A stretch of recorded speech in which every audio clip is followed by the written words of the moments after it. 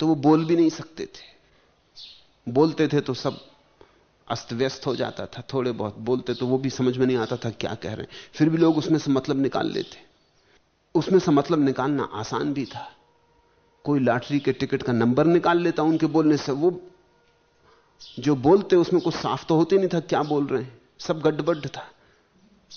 कोई लॉटरी का नंबर निकाल लेता, कोई कुछ निकाल लेता, कोई कुछ निकाल लेता, कोई लड़की के विवाह की तारीख निकाल लेता। तुम्हारी मौज, तुम जो निकालना चाहो। उसमें तो कुछ था ही नहीं। वो जो कहते थे उसमें तो कुछ था ही नहीं, मामला प्रलाप था। और वो आदमी करीब करीब पागल अवस्था में थे। मगर भक्त उनको भोजन कराते, उनका जूठा भोजन कर लेते, चाय पिलाते, आधा कप खुद पी लेते। फिर ये सज्जन भी उनके भक्त थे। मैंने उनसे कहा कि आदमी पागल है, इनका इलाज होना चाहिए, इनको तुम नाहक अटकाए हुए हो। इस आदमी के पास कुछ भी नहीं है, इसको कुछ हुआ भी नहीं है।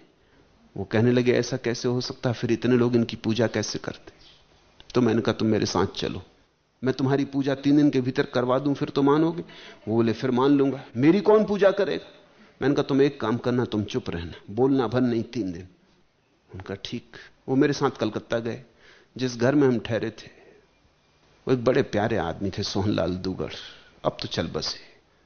मैंने उनसे कहा कि तुम बोल नहीं मत। जैसे सोहनलाल ने मेरे साथ इनको देखा, पूछा आप कौन है। मैंने कहा आप एक बड़े परमहंस। वो बेचारे बड़े घबराए, सीधे साधे आदमी। तो इनकी खूबी क्या है। मैंने कहा ये बोलते नहीं, आपने तो सुना ना कि ज्ञानी बोलते नहीं। वो एकदम उनके पैरों में गिर पड़े, सोहनलाल उनके पैरों में गिर पड़े कि गुरुदेव अच्छे आए। वो तो बड़े हैरान हुए, सज्जन तो बड़े हैरान हुए कि मामला क्या है। और सीधे साधे आदमी हैं, छोटी मोटी दुकान है, और ये सोहनलाल तो करोड़पति थे। ये तो वो सोच ही नहीं सकते थे कि सोहनलाल के घर में भी जगह उनको प्रवेश मिलेगा, इसकी भी संभावना नहीं थी। सोहनलाल उनके पैरों में गिर पड़े, सोहनलाल उनको भोजन कराएं, हाथ से पंखा चले। वो बड़े बेचैन। रात को मुझसे बोलते थे, जब हम दोनों एकांत में रह जाएं, वो कहें कि मुझे छोड़ाओ, ये बात ठीक नहीं है, ये बात उचित नहीं हो रही। और भी लोग आने लगे। जब सोहनलाल किसी का चरण छूते हो, तो वो तो राजस्थान के बड़े प्रसिद्ध आदमी थे, तो कलकत्ते के और मारवाड़ी आने लगे, स्त्रियां आने लगी, लोग फूल चढ़ाने लगे। वो रात मुझसे कहे मुझे बचाओ, ये बात ठीक नहीं, ये पाप हो रहा है। मैंने कहा भी ये 3 दिन का मामला है, अगर तुम 3 साल रह जाओ तो पूरा कलकत्ता तुम्हें पूजेगा, तुम तो चुप भर रहो। आदमी बड़ा नासमझ है, आदमी की नासमझी का कोई अंत नहीं। 3 दिन में तो हालत ये हो गई उनकी कि भीड़ रोकना मुश्किल हो गई। 3 दिन के बाद जब हम वापस लौटे तो ट्रेन पर उनको कई लोग छोड़ने आए थे, फूल मालाएं पहनाई गई और उनसे लोग प्रार्थना कर रहे थे गुरुदेव आप आना। किसी को उनके सानिध्य में बड़ा लाभ हुआ, किसी की बीमारी चली गई, किसी को कुछ हो गया, किसी को कुछ हो गया, किसी की कुंडलनी जगी, किसी को कुछ। जैसे ही ट्रेन चली वो मेरे पैर पकड़ लिए, वो बोले कि मेरी कुंडलनी अभी जगी नहीं और इन लोगों की जग गई। 100 में 99 तुम्हारे संत महात्मा ऐसे महात्मा हैं, तुम्हारी मान्यता के हैं। और शास्त्रों से सभी के लिए सहारा खोजा जा सकता है, कोई अड़चन नहीं। थोड़ा चालाक तर्क चाहिए। मगर उनको बड़ा लाभ हुआ, इससे उन सज्जन को बड़ा लाभ हुआ। फिर नहीं गए वो दोबारा उन महात्मा के पास। जब उन्होंने देखा कि उन्हीं जूठी मिठाई लोग खाने लगे तो उन्होंने कहा आप कोई सार नहीं। मैं समझ गया ये हो सकता है, लोग बिल्कुल अंधे। लालूदाई की ये बातें सुन के गांव के लोग खूब प्रभावित होने लगे। लालूदाई ने कहा कि हर मौसम में थोड़ी, ठीक समय की प्रतीक्षा, अनुकूल समय पर जरूरत हुई, तुम पात्र हुए तो कहूंगा। और इस बीच लालूदाई अपना व्याख्यान तैयार करने में लगे थे। व्याख्यान शब्द शब्द कंठस्थ हो गया तो फिर उनका मौसम आ गया, ऋतु आ गई और अब लोग पात्र हो गए, वही के वही लोग।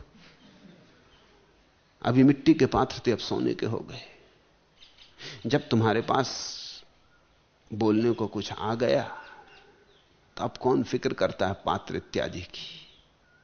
और अभी तक कहते थे ज्ञानी बोलता ही नहीं, ज्ञानी तो चुप रहते हैं, अब वो बात छोड़ दी, अब ज्ञानी बोलने लगा। अब ज्ञानी तैयार था बोलने के लिए। ख्याल रखना, तैयारी से तुम जो बोलोगे वो झूठ होगा,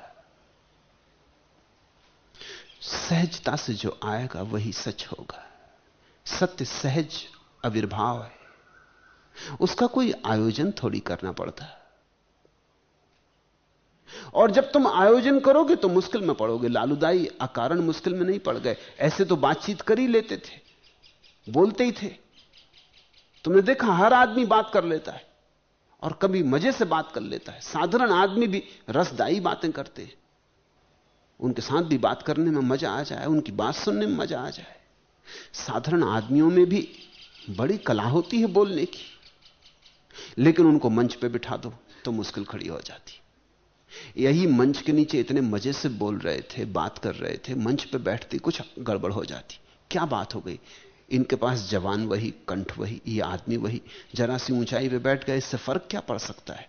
फर्क यह पड़ जाता है कि जब तक साधारण बातचीत कर रहे थे तब तक इन्हें इस बात का अहंकार बोध नहीं था कि मुझे लोगों को प्रभावित करना है। तब तक सीधी सीधी बात हो रही थी, बातचीत हो रही थी। अब ऊपर मंच पे बैठते से 1000 आदमी दिखाई पड़े, 2000 आंखें इनकी तरफ टकटकी लगा के देख रही। अब ये घबरा है कि कहीं ऐसा ना हो कि मैं प्रभावित ना कर पाऊं। और जैसे ही ये ख्याल पैदा हुआ कि कहीं ऐसा ना हो कि मैं प्रभावित ना कर पाऊं, कि अड़चन आ जाती, बाधा आ जाती। लालूदाई का व्याख्यान तैयार हो गया, शब्द शब्द कंठस्थ हो गया, तो आसीन हुए धर्मासन पर। पूरा गांव सुनने आया। 3 बार बोलने की चेष्टा की पर अटक गए। बड़ी आकांक्षा थी प्रभावित करने की, वही अटकाव बन गई। नहीं तो लालूदाई ऐसे तो बोलते ही थे।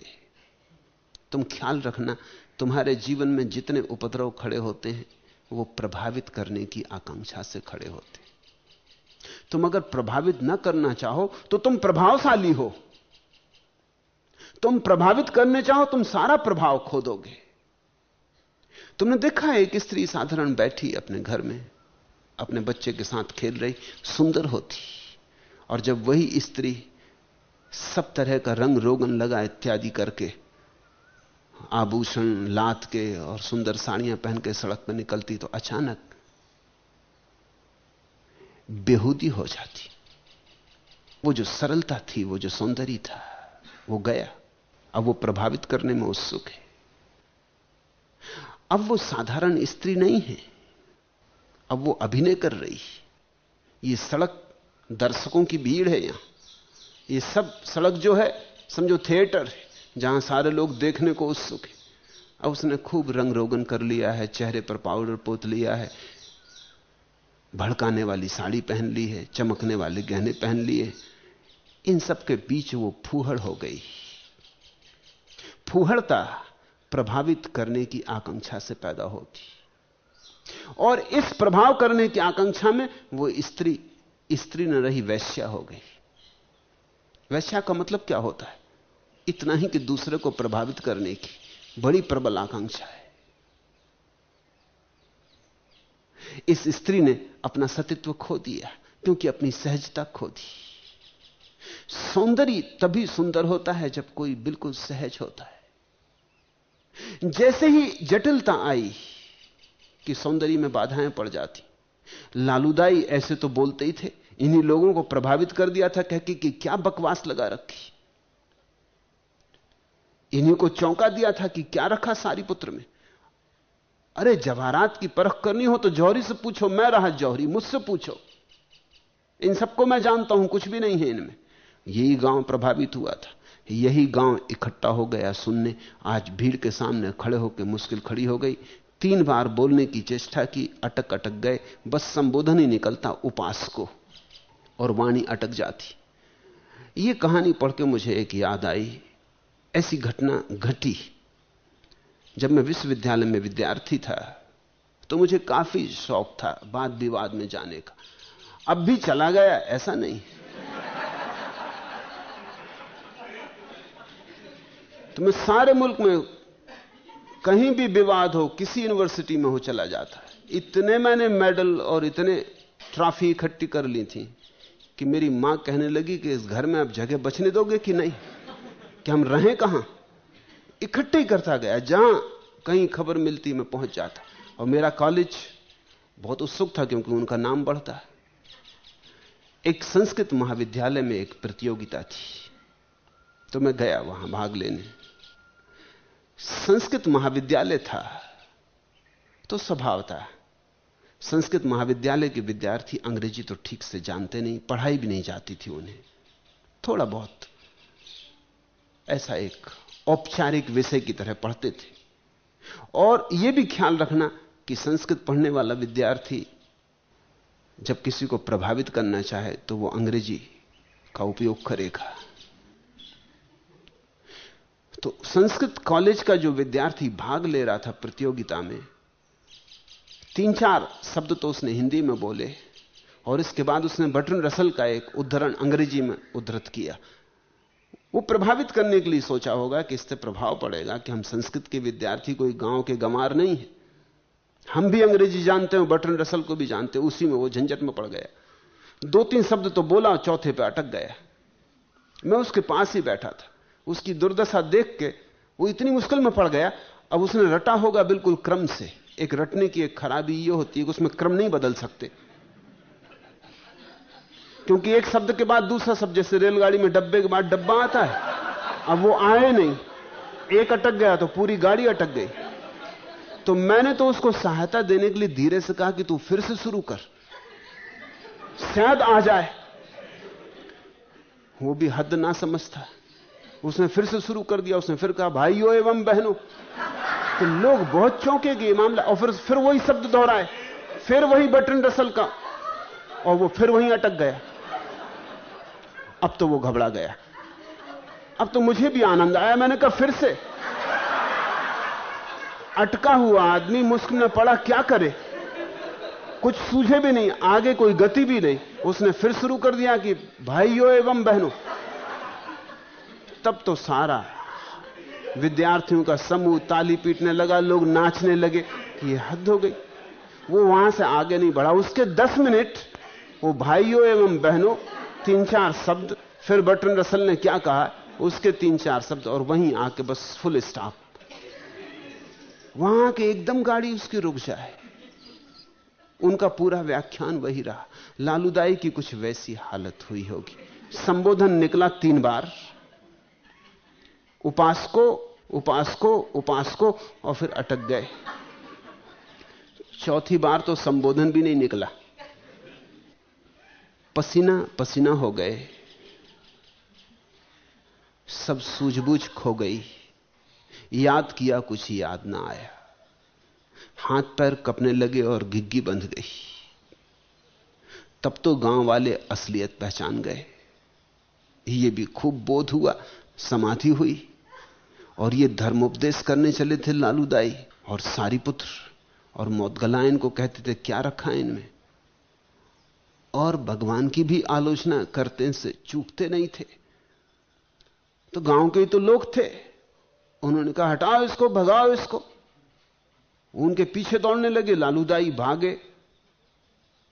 गांव के लोग चिल्लाने लगे कि ये भी खूब रहा, ये आदमी सारीपुत्र मौदगलायन की निंदा करता, प्रशंसा नहीं सुन सकता, और अब अपने आप से कुछ कह ही नहीं रहा, कुछ निकलते नहीं इनसे।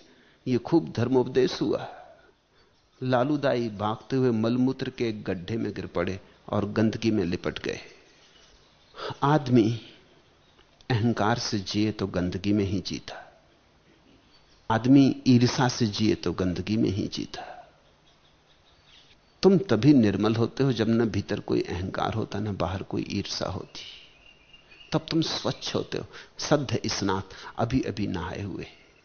तब तुम कमल की फूल की तरह होते हो, सदा नहाए हुए। तुम पर धूल का एक कण भी नहीं जमता। धूल बाहर से नहीं आती, धूल भीतर से आ रही। भगवान के पास खबर पहुंची और भगवान ने कहा भिक्षुओं अभी ही नहीं।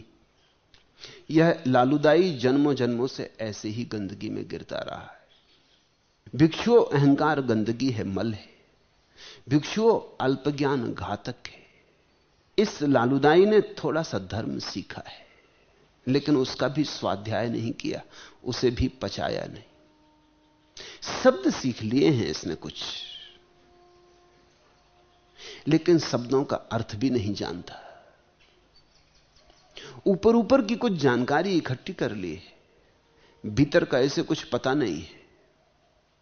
और इसने कभी स्वाध्याय नहीं किया। स्वाध्याय का अर्थ होता है, शब्द सुन लिया, शब्द में अर्थ नहीं होता, अर्थ तो स्वाध्याय से आता है।